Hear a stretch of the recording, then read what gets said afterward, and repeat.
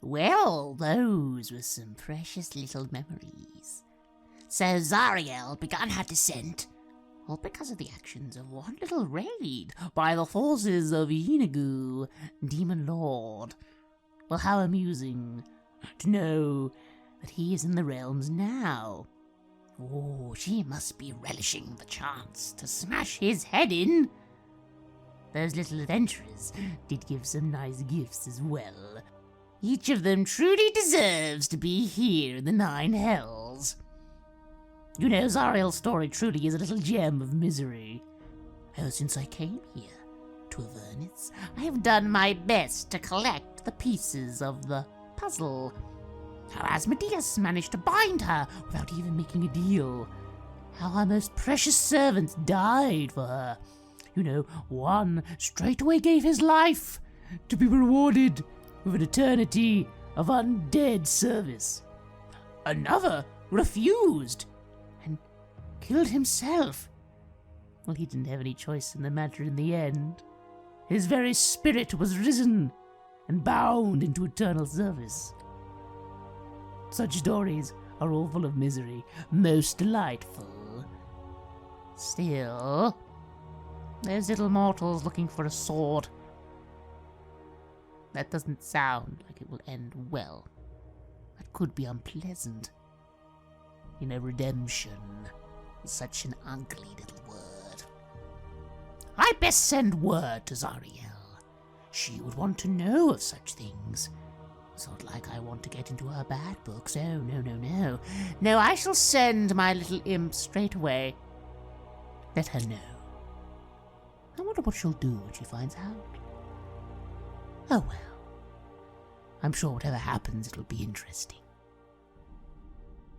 This is Red Moon Roleplaying.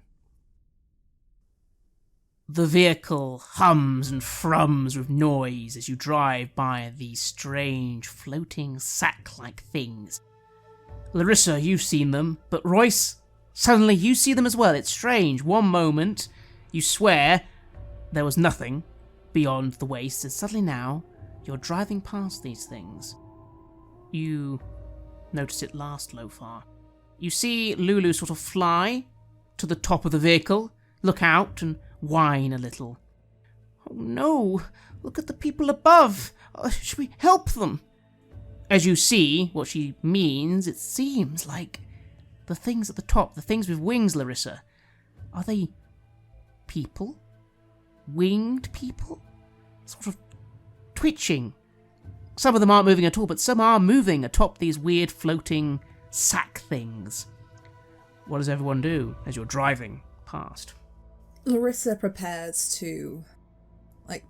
for there to be an attack. She's on edge at seeing these. We know that we were attacked in the sky before by winged creatures. Lothar mans the harpoon and gets ready for whatever's gonna come here. And Royce, as you're sort of looking, these things with wings, some of them look feathered, and you see that they are chained to the mass. They're chained to it, so you don't think they're going to come and attack you, because they can't move, even though they twitch a little. What do you do at the helm? Guys, I think they're prisoners? Lulu, what are those things? Can't you tell? They're angels. Oh no, we have to help them. We can help them, right? No? I guess, and I look to the other two and kind of just like shrug questioningly, like, what do we do?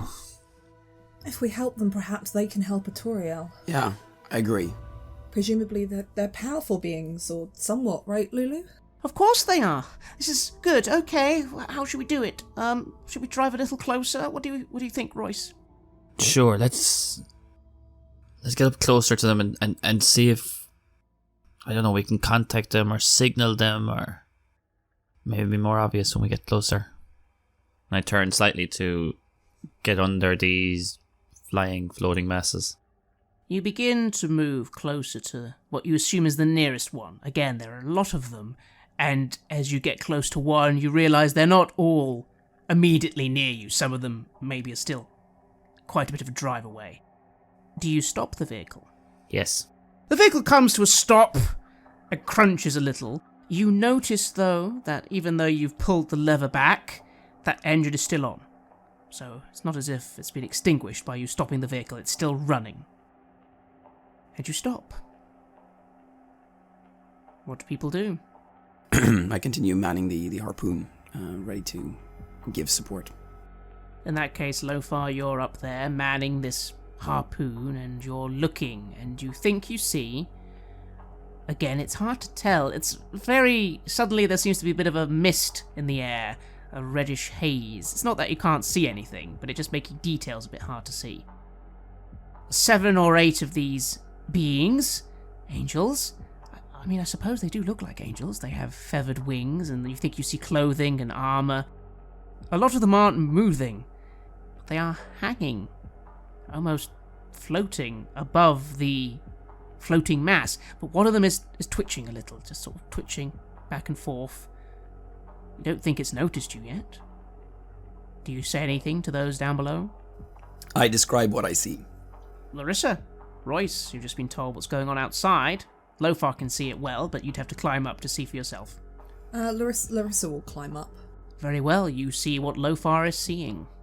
As Larissa climbs up, I'm going to kind of just look out at the kind of turret slits that are at the front and side of the vehicle, and if it's clear, I'm going to step out of the vehicle just to see is there anything, I don't know, any clues around the area on the ground of what this is or what happened here or how to release these beings.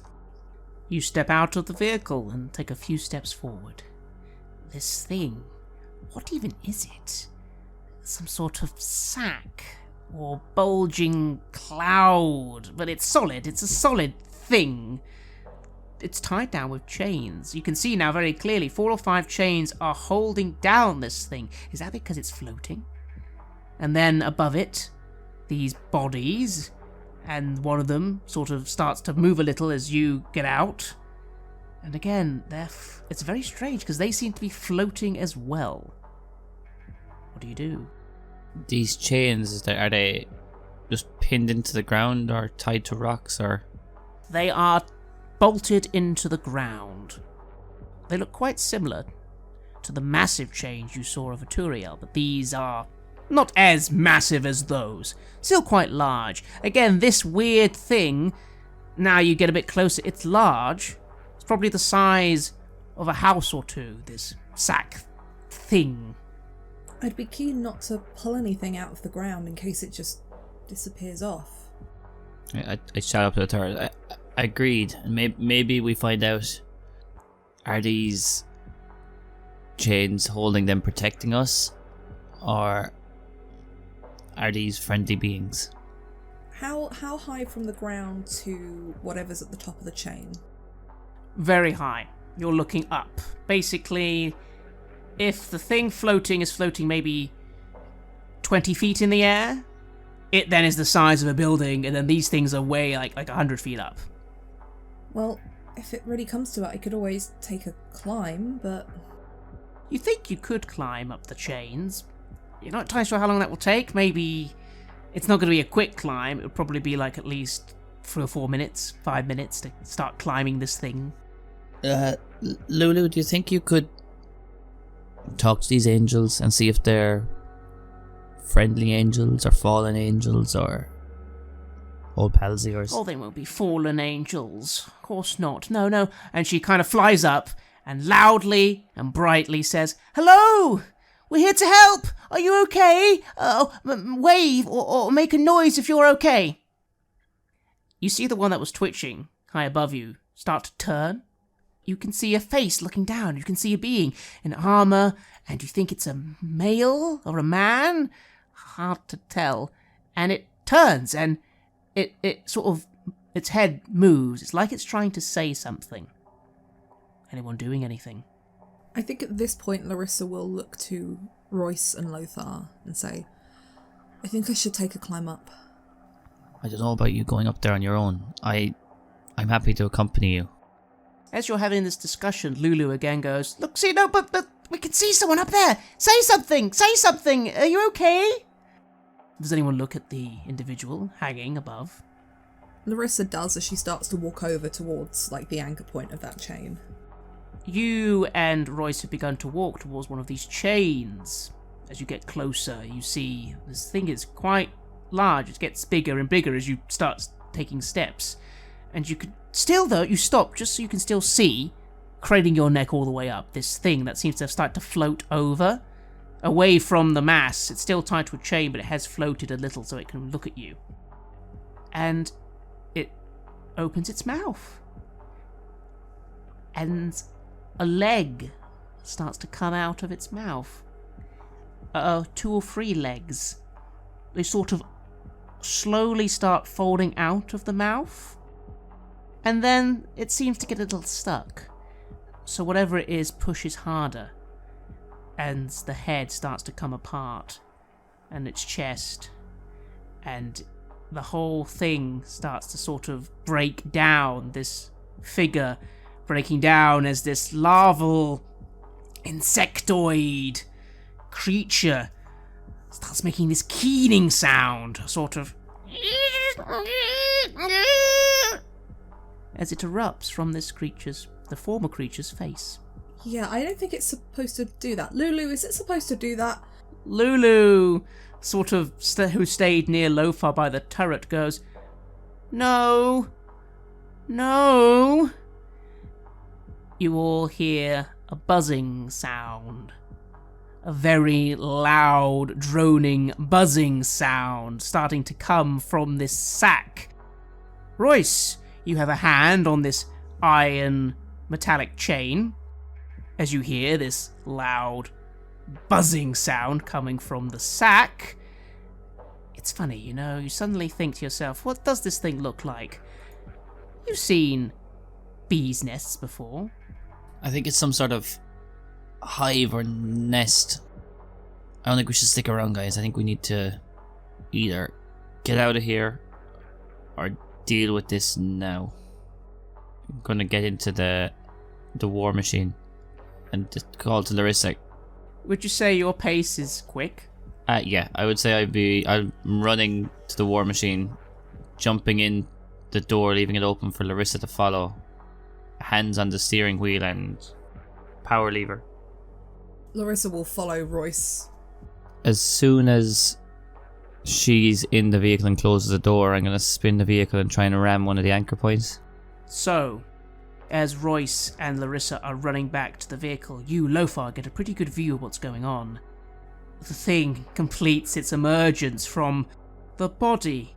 The body, or whatever's left of it, mangled, collapses. It no longer floats as whatever was above. Some sort of thing, but it's covered in blood and ichor, starts sort of descending out of your view. You can't see that anymore. But what you can see, emerging from holes you couldn't see before because they were almost... the illusion of them was hard to see, like you only noticed there are holes in this thing, now you can see something coming out. You see an insectoid head jut out from one of the holes in this nest. Looking around, it starts emerging. The first thing that comes to your mind is a wasp. But this thing is 10 times the size of a wasp. It's almost the size of your vehicle, and it's starting to emerge, buzzing loudly, and then wings emerging, buzzing loudly, just as Royce and Larissa get back into the vehicle. Royce, you're going to drive forwards and try and ram one of these anchors. Yeah, so as the door closes, just hang on, guys, and I'm going to try something. Just slams the power lever forward and locks the wheel to spin the car and point it in the direction of one of these anchor points. And you pull down the throttle, and the vehicle comes back to life. The engine bellowing as you drive straight forwards, into the anchor. The anchor comes loose. There's a moment of impact, and then the anchor kind of is jogged loose and flies into the air. The vehicle shakes. You hear something, Lothar, coming loose somewhere, but again, suddenly you're holding onto that gun as you kind of drive right underneath this massive sack-like thing. As the entire thing vibrates a little, you hear the buzzing increase in loudness and almost anger. And Lothar, you can see 2 more giant wasp-like things emerge from the nest. All 3 of them buzzing angrily into the air and pursuing your vehicle. Could you please roll initiative, everyone? 12. 20. 22. Royce, you're in the driver's seat. You are driving ahead, trying to quickly get away from these nest-like things. To be honest, you think if you just keep going straight forwards for a time, you'll be getting further away. But you do see from the slit, sort of to your left as you look, you can hear buzzing, and your logic dictates that things are chasing after your vehicle. Now, you cannot obviously stop driving, but you can drive. In a way. You've got quite used to these levers and this steering wheel. What do you do? So I'm going to look for, while driving away from these hives, look for other chains, anchor points, like Ethereal was held in place. Is there anything that we can weave between that might make flying more difficult, or anything overhanging cliffs or anything the Wasp might struggle to navigate? You think you see in front of you the flatness of the landscape start to divert a little. It does seem to get a bit lower. Maybe there are finally some hills and also some structures nearby. Maybe if you drove in there and you were careful, that could help at least get them off you a little. So yeah, that's the plan. Very well. Roll me a dexterity check, adding your proficiency due to your vehicle proficiency. I rolled a 27. You push forward the lever just a little, and the vehicle goes even faster. You start driving towards these, you have no idea, some old ruins? You don't really have time to guess what sort of ruins they are, but you sort of drive the vehicle into them, and suddenly you are passing through archways and old staircases and natural hill formations. Larissa, you take a moment to get yourself together. This vehicle is moving very fast and there's a lot of noise, but it is your turn. What do you do? I think Larissa is probably going to hold her action here in that she's waiting for something to really get close enough for her to hit if she has to. But she doesn't want to preempt anything too much, because we might lose these things and make our way out. This is true. Although, again, you can hold your action, but you could still move. You could, for example, try and see if you could join Lothar on the top. Bit dangerous, but you'd see what was going on. Where you are right now, it's hard to get a good view of the behind of the vehicle. Oh yeah, because it's only got slits, isn't it? So yeah, in which case she'll make her way up to Lothar. Excellent. Steadying yourself and readying your action, you do use your movement to climb, holding hard to the vehicle, and suddenly you just pop up a little. Lothar, you see her head kind of come up. Meanwhile, Lothar, you are getting a very interesting view. The vehicle is suddenly driven towards these ruins. You have no idea what sort of ruins they are. They look like they've been there for hundreds of years, but there is enough to at least make some cover. You see these beings, all 3 of them, flying behind the vehicle, buzzing angrily and loudly after you. But as you've ducked into these ruins, you've seen they've had to divert their path a little. 1 or 2 of them have kind of got a bit further back. Just one, though, is keeping close range with you. It's still not in melee range, but it will be soon. But it is your turn. What do you do? I wait to see if any of these come much closer. You can hold your action, but you do feel in a moment or two one will be in range of your harpoon if you wish to fire. Then that is what I do. Roll your attack, keeping in mind to use the stats of your gun. A dexterity +7, ranged attack. That is a 1. I fumble. You get ready to fire the harpoon gun, and you feel this tense moment of like, right, steady, and you pull the trigger, and nothing happens. And you just start hammering the side of the vehicle, trying to get rid of this jam. You're pretty sure you can, but unfortunately, yes, for the moment the gun has jammed. Oh, no. I begin trying to unjam it. The creatures advance on your position. two of them again having to catch up. They are having to catch up, but they move quite fast, buzzing round these ruins. The one at the front advances closer. It's still not quite on you, but now, Ulysses, you can see this thing, slobbering, sort of weird insect face with big wasp-like arms, but also it has all these weird extra horns and red appendages. And it buzzes. The buzzing is horrific. You could use your ready action, Larissa. Yes, there's one within 60 feet, right? Yes. So Larissa's going to let off the ice knife she's been holding onto. So this is a ranged spell attack. Yes. That I'm going to reckon that an 8 doesn't hit. You let off your ice spike, and it sadly just sort of flies wide. You're really not used to the whole concept of being on a moving vehicle with a moving target driving along at this speed. However, you do notice that as you fire this ice spike, the creature does try and move out of the way. Even though you miss, it does seem agitated suddenly, like at the ice spike. You Lothar, you see Larissa, she lets this blast of ice off and it kind of fragments as it misses. She's like, damn it, I knew I should have probably put some time into learning this before. I just nod to you quickly, yeah, as I continue trying to unjam the harpoon. Royce, once again, you are driving through these ruins. Things are a little intense now because now there's a lot of corners and turnings to make. But you can keep driving through. They seem to go on for some time. What do? Hearing the struggles at the back of the vehicle, I'm going to just more determined try and press forward. Again, hand on this power lever, almost breaking it off the hinges, trying to push it as hard and as fast as this vehicle will go. Roll your dexterity check. I rolled a 23. And you pull on that throttle. Both Lothar and Larissa, you have to hold on suddenly as the vehicle does another sort of burst of speed.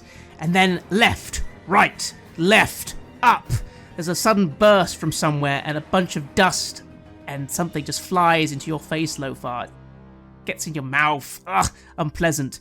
But he's maintaining that distance. Two of them are still unable to get anywhere near you. They're sort of buzzing angrily and starting to sort of get further away. But one is getting closer and still maintaining its distance. Lothar, the gun clicks. It's unjammed. All right, now's the time. And I aim and I fire again. And this time roll with advantage. Natural 20. You just have a moment where, as it clicks in, you just feel the turret. And you take a breath. And you just focus on this creature. And your harpoon goes straight forward and straight into it. Roll your damage. Well, that is 9, and then that is doubled, so 18. Yes, your harpoon goes straight into the abdomen of this wasp-like creature, causing it to shriek in pain and sort of in the air kind of do an aerial quiver for a moment. It's still pursuing, but that was a good hit. You can attack again if you wish. The loading on this harpoon gun is quite quick. And I fire again, and I get another natural 20. And again, this time the harpoon goes straight into the head of this creature. It howls in agony and then sort of teeters and goes straight into a building. It crashes into the building. Suddenly a large amount of dust and brick flying all over the place, covering both you and Larissa. But then it is gone. However, the buzzing continues. Two more are trying to get on your position, and they've started to make a bit better progress. Larissa, it's your go. What do? Larissa's going to, since they've moved up a bit, she's gonna shake off the annoyance she had at missing with her new spell, and she's gonna take a moment. She kind of recites it back to herself in her head, and then she lets out another ice knife. Roll your attack. That's slightly better. That is 16. Sadly, that doesn't quite hit. However, as it skims past one, it does hit something, and it explodes. They must roll dexterity saving throws. Yes. My save DC is 13. The one that was closest does kind of dive out of the way and then, spurred on by a sudden instinct, kind of rapidly starts to advance your vehicle. But the one that was behind it, the one that was still lagging thanks to Royce's dramatic maneuvers, suddenly is sprayed with ice. How much damage does this do? It's 2d6 cold damage, so this is 5 cold damage in total. However, even though it only has a little of this ice on it, you hear a loud, buzzing, angry hiss, and it just starts scrambling. You see for a moment some of its antenna and its legs sort of start recoiling, as if it truly has been stung by this ice. And it vanishes from view. Again, you're moving fast. Only one is still pursuing you. Getting closer now, but again, not close enough this round to truly get any of you yet. Royce, the ruins seem to be coming to an end, but there's still a little bit of maneuverability. What do you do? So, seeing that 2 of these creatures are down, I'm gonna look over my shoulders to see where the third one is and kind of get my bearings, like in reference to where he is. Is he flying low? Is he up in the sky? Like, what kind of level is this guy at? Hard to tell from your point. Again, you have to have a very quick look behind you and then look back at the road, but you think above. It's trying to fly high above. That's how it's gaining distance again. It's kind of flying above the ruins now to come down upon the top of the vehicle. I'm gonna try and put into like an archway or kind of a covered area and almost high or lay in wait for it to come so the other 2 can attack it. So like handbrake turn into a little alleyway, I guess, little kind of opening. You certainly can do this. However, to stop the vehicle so suddenly and find an archway and, perfectly stop, I'm afraid you're going to have to roll this check with disadvantage. Crit fail. Sadly, just as you try and maneuver, stopping the vehicle and putting it in an alleyway, the vehicle just doesn't stop, and the few seconds you have to react, you manage to veer out of the way of crashing completely into this building, but your vehicle does scrape the side, and you just hear one of the plates fly off as the vehicle itself has taken 10 damage. Lothar, you're on top. For a moment, you suddenly have this moment of horror as you wonder what Royce was trying to do, as from your point of view, it looks like you were just going to drive straight into a building. But he does veer out of the way, the whole vehicle juts, and you hang on to that harpoon gun for your life. But it's okay, you're still there. You have time to look up and see this final waspish creature bearing straight down onto the vehicle. It will soon be upon you, but it is your go. What do you do? Then I fire again. Roll your attack. That is 16. Your harpoon fires, and it just sort of grazes the creature. It hits, but it just sort of skims its side. It does take a little damage, you think, but unfortunately, it's still bearing down upon you, but you have a second shot. And this time, it's better. 22. That's a hit. Roll damage. 12.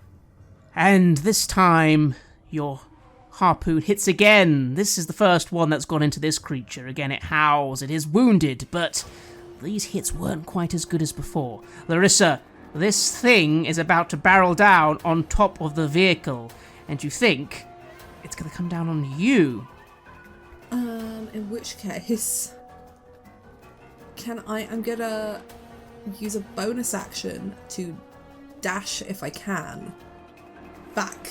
I reckon inside the vehicle is probably safer than outside, if it's going to take an impact. You think so, although Lothar will then be the target, you assume. If it can't reach you, it would probably go for him, but it's up to you. Well, since dashing is a bonus action for me, could I grab Lothar with my action and just drag him with me, even if it's just tumbling back down into the vehicle? She'll wrap her tail around the top of his arm and just pull as she runs.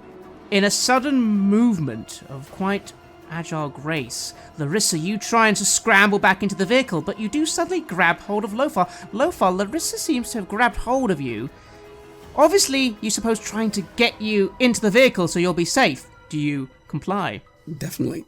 and she pulls you back, and you both sort of scramble to the front and kind of fall down into the vehicle. Just as this happens, this creature crashes on top of the vehicle. This thing is almost the size of the vehicle, now it has fully descended on you. Just as you're getting in, Larissa, a large stinger kind of comes down, just sort of reaching in the vehicle and extending towards you. Okay, in which case I will... is it making an attack roll against me? Yes. Okay, she will use... If it hits, she'll use Uncanny Dodge as a reaction. 16. That will hit, but I'll use Uncanny Dodge to half the damage against me. So, it just touches you. Just that stinger kind of grazes your arm, but again, you move your whole body out of the way. You feel for a moment there this thing could have just gone straight through your chest. The damage is halved. You take 6 damage in total. You feel this strange burning sensation, but you are used to burning sensations, and this kind of doesn't feel so bad, but unfortunately it still stings. But now you must make a Constitution saving throw. 10? You suddenly feel the strange sensation overtake you, and then suddenly you just fall back. You can't move, Larissa. You panic. It doesn't matter. You can't move. You suddenly feel completely paralyzed and very sick. Royce! Lothar and Larissa have just sort of collapsed back into the vehicle. You feel this impact from above as this thing is now on top of the vehicle. What do you do? I am going to use the raking size of the side of the tormentor. Royce, if you are trying to shake the creature off the vehicle and get it on the wheels, roll a dexterity check with your proficiency. So I rolled a 19 plus 9 is 28. Royce, you see ahead of you, just as you're leaving these ruins, some sort of old statue. It looks like a fist of some kind, like a massive fist long ago broken from whatever it was. You drive straight towards it, and just as you get to it, you swerve the vehicle, and then you just feel above you movement as whatever's on top kind of doesn't anticipate this and sort of clambers onto the side of the vehicle. Those wheels suddenly start to come to action, and you kind of, as you pass by one final wall, you just drive your vehicle close to the wall, so this creature will be caught between the wall and your wheels. Roll damage. A 6 and 8, 14 plus 2 is 16. You hear this loud, unpleasant whining sound, followed by what sounds like a squelch. Again, now everyone's in the vehicle, you can't quite see what's going on. But you do see from some of the slits on the right-hand side of the vehicle some strange ichor and blood kind of seep through. You hear a loud whine, the vehicle shakes. Royce, you've left whatever this ruined city was and are back on flatlands. And you don't hear anything. Is everyone alright? What happened? It got Larissa. Larissa is just like laying there as like in a crumpled heap. I imagine that she kind of toppled onto Lothar at one point as this happened, as she kind of pulled him down the stairs and they ended up kind of switching, which is how she got caught. Lulu, what happened there? Can you help her? What is this thing? I don't know. Larissa, are you okay? Are you okay? She starts trying to like pat you on the head. Larissa, you feel a bit of panic, but then suddenly you do feel a bit of sense coming back to your fingers. You can move your fingers. And then you can move your hand. You think. She kind of, there's a twitching of the fingers as she does that, and I imagine that perhaps like maybe just the tip of her tail or something just twitches a little bit as well. And you can see from the way she's moving her hand, there's almost a panic to it as she's like desperately trying to keep feeling in her hand. I reach out and I touch her. I say, "Sister," and I cast Lesser Restoration. And you cast a holy spell upon Larissa. And feeling comes back to you, Larissa. The illness, the queasiness starts to vanish immediately, and you feel you can move again. You think you're fine, apart from a bit of a wound on your arm. She's kind of clutching at that, and she's like, thank you. That's really not nice. Oh, Larissa, I'm so glad you're okay. Oh no. Oh, I'm sorry, everyone. That was. Oh, I thought we could help people, but they were dead, weren't they? Lulu, it's not your fault. It's not your fault. They were placed there. Obviously, it's meant to lure people in. Why would they do that? Those were angels. They definitely were angels. What have they done to them? Because there's nothing better to a devil than desecrating an angel. Better yet, using them to lure good-hearted, good-natured people in. It's not your fault, Lulu, honestly. I think even without you suggesting it, we would have gone to help. But you're alright, and Lothar, you're okay, and Royce? Yeah, Lothar, are you alright? I'm sorry about dragging you down the stairs, but that thing would have flattened the both of us. It was the right thing to do. Thank you. Royce, you sort of look behind you, and thankfully you can see these nests. You're leaving them behind, these nests. And as you do so, you suddenly all hear a voice you haven't heard before, coming from something in the vehicle, and the voice says, "Fallen angels are meat for hell beasts. Stay clear, lest you nourish their young with your flesh." Larissa, you think it came from the ground where the map is. She'll just kind of look. Hello? Oh, no, don't mind the map. Sorry, it does that sometimes. It can't actually hear you, I don't think. We tried communicating with it, and it doesn't seem to respond. Sorry, it just does that. Silvera says it's the poor soul who tried making the map trapped in it for all eternity. I'm sorry, the map talks. Yes, but you can't. It will talk when it wants to. Right. And is it only weird warnings or like any helpful stuff?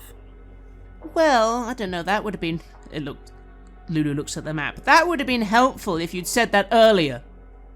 It doesn't say anything in response. Lulu, are there any other odd surprises that are in that pouch of yours that we maybe should know about? No, only my telescope and the map. The snack or two. Maybe we just assume everything talks. At this point, a talking shield, a talking map, a talking coin. Oh yeah, the coins kind of talk to you as well. Oh. Again. That's not weird at all. Also feels like the trap soul of whoever. Yeah, look. Just get out of this place, maybe. And I start the engine up. And you continue driving. Suddenly, on the horizon, Royce, you squint a little, and finally, another change in terrain has occurred. There are now large mountain ranges to the right of you. And can you see, still a little distance away, sort of looming in the darkness of this red land, a dragon skull, or at least something that looks like a dragon skull, carved into the mountain. What do you do, Royce? Over my shoulder. Guys, I think this is what we're looking for. And I point ahead at the dragon skull. Well, has anyone ever met a god or goddess like being before? Well, I have. Lulu sort of looks around, trying to be reassuring, as your vehicle continues to approach the great dragon skull cave construction before you.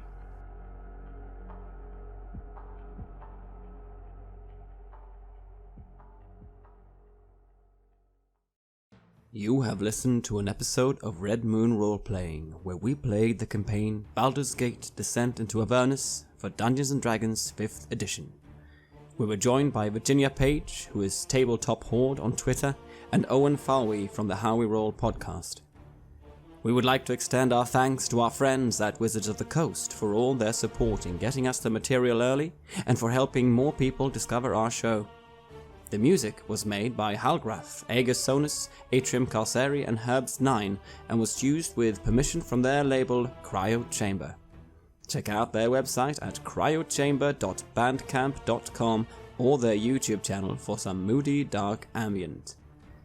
We also used the soundtrack to Baldur's Gate 1 and 2 by Michael Honig, and to Planescape Torment by Mark Morgan, and permission for this was given by the awesome people at Beamdog. Check out these enhanced editions of those classic games for some of the best D&D adventures ever created. We would like to give a massive thanks to our champions of the Red Moon, Martin Heuschober, Nastasia, Raulerson, Simon Cooper, and David for their generous support. And we would of course also like to thank all of our other patrons. Without your support, the show would not be possible. If you want to support our work, please check us out on Patreon. You can get access to bonus campaigns for Cult, Divinity Lost, and Coriolis there, as well as get early and raw access to all of our recordings. You can also hear your name read on the show as a champion of the Red Moon, and we are proud to say that we've had some excellent exclusive play sessions with our top supporters. All of your lovely support is what keeps the show going, so please do check us out and consider if you want to be one of our patrons. Thank you again for listening, and see you soon.